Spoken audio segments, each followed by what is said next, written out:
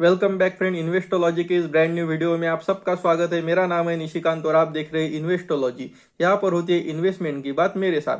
तो दोस्तों, आज की वीडियो बहुत ही इंफॉर्मेटिव होने वाली है, क्योंकि आज की वीडियो में हम स्मॉल कैप कैटेगरी के 5 स्मॉल कैप फंड, मतलब कि axis small cap fund, SBI small cap fund, HDFC small cap fund, Nippon India small cap fund और क्वांट स्मॉल कैप फंड का डिटेल रिव्यू करने वाले हैं। तो अगर आप भी इनमें से किसी फंड में इन्वेस्टमेंट कर रहे हैं और आपको अगर आपके फंड का परफॉर्मेंस जानना है तो अंत तक हमारे साथ इस वीडियो में बने रहिए, क्योंकि आज की इस वीडियो में हम इन सारे फंड का डिटेल रिव्यू करने वाले हैं। तो दोस्तों, अगर आप हमारे इस चैनल इन्वेस्टोलॉजी पर पहली बार विजिट कर रहे हैं तो इसी तरह की इंफॉर्मेटिव वीडियो देखने के लिए आप हमारे एजुकेशनल यूट्यूब चैनल इन्वेस्टोलॉजी को सब्सक्राइब कर सकते हैं। तो चलिए दोस्तों, वीडियो को शुरुआत करते हैं। तो दोस्तों, अगर हम इन पांचों फंड के असेट अंडर मैनेजमेंट की बात करें तो आप यहाँ पे देख सकते हैं कि Nippon India small cap fund का जो असेट अंडर मैनेजमेंट है वो यहाँ पे आपको सबसे ज़्यादा यानी कि 51,566 करोड़ रुपीज़ के पास देखने को मिलेगा। और साथ ही अगर हम यहाँ पे एक्सिस स्मॉल कैप फंड और क्वांट स्मॉल कैप फंड की बात करें तो इन दोनों फंड का जो असेट अंडर मैनेजमेंट है वो 20,000 करोड़ के पास आपको देखने को मिलेगा। वही अगर यहाँ पे एचडीएफसी स्मॉल कैप फंड और एसबीआई स्मॉल कैप फंड की बात करें तो इन जो दो फंड का जो एयूएम है वो यहाँ पे आपको 28,000 से 30,000 करोड़ रुपीज़ के बीच में यहाँ पे आपको देखने को मिलेगा। अगर इस फंड के हम एक्सपेंस रेशियो की बात करें तो आप यहाँ पे देख सकते हैं कि सब सारे जो ये फंड है इनका जो टोटल एक्सपेंस रेशियो है वो मतलब कुछ ज़्यादा नहीं है। लेकिन यहाँ पे हम देख सकते हैं कि जो एक्सिस स्मॉल कैप फंड है वो अपने इन्वेस्टर से सबसे कम यानी कि 52% का एक्सपेंस रेशियो चार्ज कर रहा है। और जो जो बाकी जो चार फंड है इन चारों फंड का जो एक्सपेंस रेशियो है वो यहाँ पे आपको 0.64% से लेकर 0.68% के बीच में यहाँ पर आपको देखने को मिलेगा। अगर इन फंड के हम मार्केट कैप एलोकेशन की बात करें तो यहाँ पे आप देख सकते हैं कि Nippon India small cap fund, axis small cap fund और एचडीएफसी स्मॉल कैप फंड जो है इन तीनों फंड ने अपने जो पोर्टफोलियो का टोटल 70% से 80% के बीच में जो इन्वेस्टमेंट है वो स्मॉल कैप कैटेगरी में किया है। वही एसबीआई स्मॉल कैप फंड ने इन सब से हटकर सबसे ज़्यादा यानी कि अपने टोटल पोर्टफोलियो का 88% जो अलोकेशन है वो स्मॉल कैप कैटेगरी में इन्वेस्ट किया है। वही हम क्वांट स्मॉल कैप फंड की बात करें तो क्वांट स्मॉल कैप फंड ने भी अपने टोटल एयूएम का 71% जो इन्वेस्टमेंट है वो स्मॉल कैप कैटेगरी के स्मॉल कैप कंपनीज में किया है।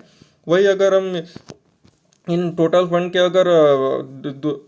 अगर मिड कैप अलोकेशन की बात करें तो यहाँ पे आप देख सकते हैं कि Nippon India small cap fund, axis small cap fund और एचडीएफसी स्मॉल कैप फंड ने अपने टोटल इन्वेस्टमेंट का कुछ हिस्सा मिड कैप फंड में भी इन्वेस्ट किया है। और साथ ही यहाँ पे आप देख सकते हैं कि एसबीआई स्मॉल कैप फंड जो है इसने अपने जो इन्वेस्टमेंट का टोटल सिर्फ 4% अलोकेशन मिड कैप कैटेगरी में किया है। वही क्वांट स्मॉल कैप फंड ने जो अपने इन्वेस्टमेंट का जो मिड कैप अलोकेशन है वो बिल्कुल यहाँ पे नहीं लिया है।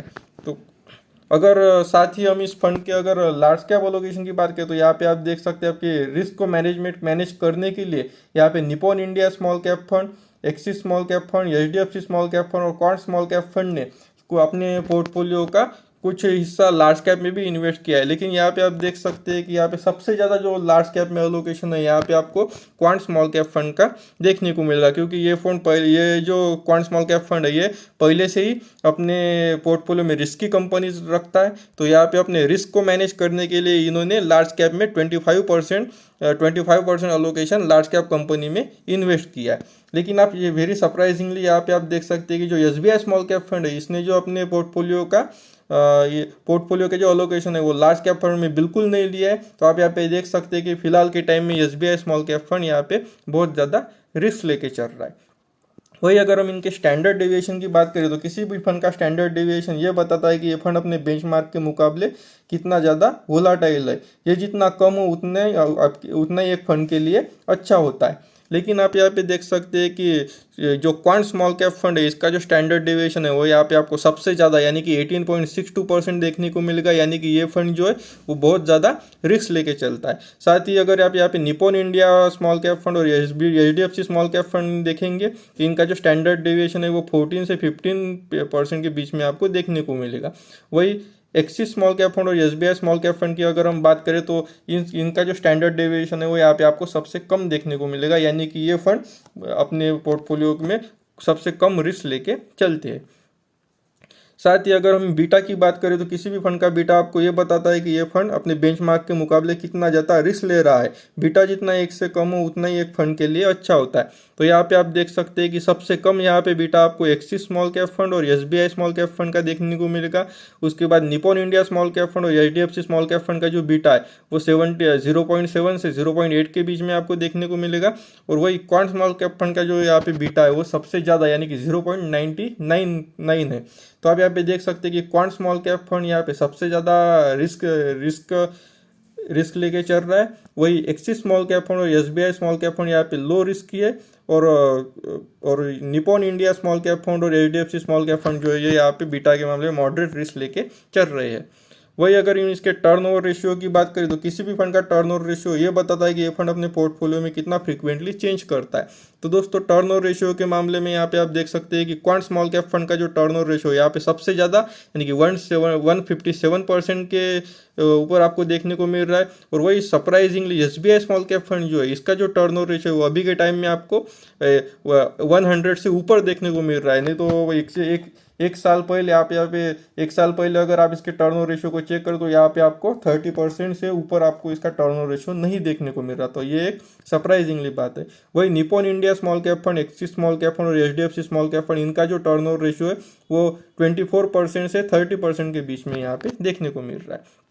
वही हम इसके अगर इस फंड के पीई रेशियो की बात करें तो आप यहाँ पे देखें कि किसी भी फंड का पीई रेशियो ये बताता है कि उस फंड के पोर्टफोलियो में कितने टाइप की कंपनी शामिल है। अगर पीई रेशियो हाई हो तो ऐसा माना जाता है कि फंड ग्रोथ कंपनीज में अपना अलोकेशन ज़्यादा ले रहा है। और अगर पीई रेशियो कम होता है तो ऐसा माना जाता है कि ये फंड वैल्यू कंपनी में अपना इन्वेस्टमेंट कर रहा है। तो यहाँ पर आप चेक कर सकते हैं कि एसबीआई स्मॉल कैप फंड का जो पीई रेशियो है यहाँ पे आपको सबसे ज़्यादा देखने को मिल रहा है। वही एचडीएफसी और क्वांट स्मॉल कैप फंड का जो पीई रेशियो है यहाँ पे आपको सबसे कम देखने को मिल रहा है। और वही Nippon India small cap fund और एक्सिस स्मॉल कैप फंड का जो पीई रेशियो है यहाँ पे 30% के बीच में आपको देखने को मिल रहा है। अगर हम इसके इन फंड के ऐसा वन टाइम रिटर्न की बात करें तो आप यहाँ पे देख सकते हैं कि वन टाइम रिटर्न के मामले में यहाँ पे Nippon India small cap fund जो है इसने पिछले एक साल में सबसे ज़्यादा अपने इन्वेस्टर को यानी कि 75% रिटर्न अपने इन्वेस्टर को निकाल के दिया है। उसके बाद सेकंड नंबर पे आ जाता है क्वांट स्मॉल कैप फंड जिसने अपने इन्वेस्टर को पिछले एक साल में 71% का रिटर्न निकाल के दिया है। और वही अगर हम axis small cap fund, HDFC small cap fund और एसबीआई स्मॉल कैप फंड की बात करें तो इन फंडों ने पिछले एक साल में अपने इन्वेस्टर को 40 से 45% के बीच में रिटर्न निकाल के दिया है। वही अगर हम इस 3 साल के रिटर्न की बात करें तो 3 साल में भी आपको देखने को मिलेगा कि Nippon India small cap fund और क्वांट स्मॉल कैप फंड 3 साल के रिटर्न के मामले में सबसे आगे देखने को मिल रहे हैं, क्योंकि इन फंड ने अपने इन्वेस्टर को 35-36% का रिटर्न निकाल के दिया है। वही अगर 3 साल के रिटर्न में अगर हम बात करें तो axis small cap fund, HDFC small cap fund और एसबीआई स्मॉल कैप फंड ने अपने इन्वेस्टर को 24% से लेकर 29% तक के बीच में रिटर्न निकाल के दिया है। वही अगर हम 5 साल के रिटर्न की बात करें तो आप यहाँ पे देख सकते हैं कि 5 साल में भी क्वांट स्मॉल कैप फंड और Nippon India small cap fund ने अपने इन्वेस्टर को बहुत अच्छा रिटर्न निकाल के दिया है। और वही अगर हम बात करें axis small cap fund, HDFC small cap fund और एसबीआई स्मॉल कैप फंड की, तो इन तीनों फंडों ने भी 5 साल में अपने इन्वेस्टर को 25% से लेकर 29% के बीच में अपने इन्वेस्टर को रिटर्न्स निकाल के दिया है।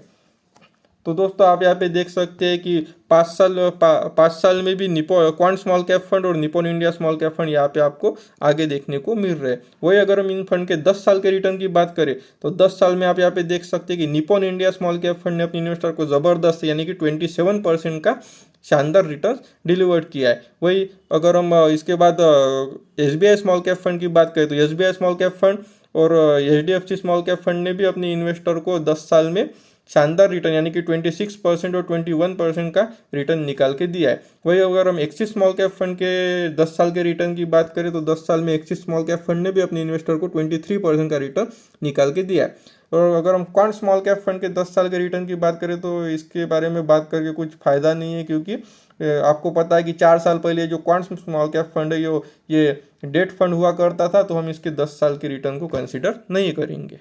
तो फ्रेंड, अभी हमने इस वीडियो में axis small cap fund, SBI small cap fund, quant small cap fund, Nippon India small cap fund और एचडीएफसी स्मॉल कैप फंड का डिटेल रिव्यू किया।